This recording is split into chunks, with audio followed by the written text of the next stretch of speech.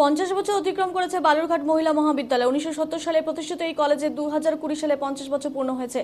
তারই স্মারক হিসেবে সোমবার সুবর্ণ জয়ন্তী প্রেক্ষাগৃহে উদ্বোধন হলো, যেখানে বিশেষ অতিথি হিসেবে উপস্থিত ছিলেন রাজ্যের মন্ত্রী বিপ্লব মিত্র।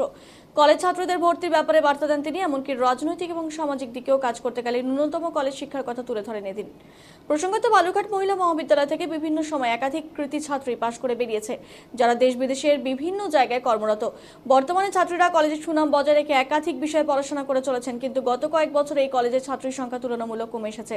মূলত জেলার প্রতিটি ব্লকে কলেজ তৈরি হওয়ায় বালুরঘাটের বাইরের ছাত্রীরা এই কলেজে তেমন ভর্তি হচ্ছে না। বিগত দিনে তপন, হিলি, পতিরাম, কুমারগঞ্জ সহ বালুরঘাট মহকুমার বিস্তীর্ণ এলাকা থেকে প্রচুর ছাত্র এই কলেজে ভর্তি হতেন, কিন্তু তপনে Nathaniel Murmu college, Kumarganj college, Patiram Jamini Majumdar memorial college, Hili government কলেজে পঠন পাঠন শুরু হওয়ার পরেই ক্রমশ এই কলেজের ছাত্রীর সংখ্যা কমতে থাকে।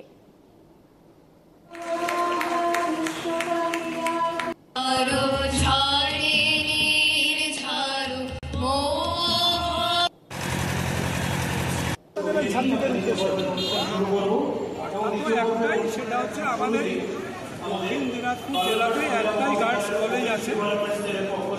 এই কলেজটাকে আমাদের যাতে আরও বেশি করে ছাত্রীরা এখানটায় ভর্তি হতে পারে, তার জন্য আমাদের সবাইকেই সচেষ্ট থাকতে হবে।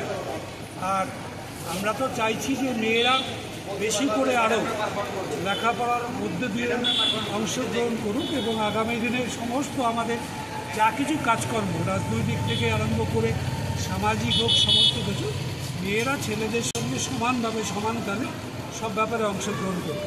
তার জন্য তৈরি হতে গেলে তাদের অন্তত ইউনিভার্সিটি এবং কলেজে শিক্ষাটার খুব দরকার আছে।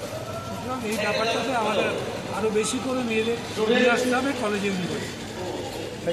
Thank you.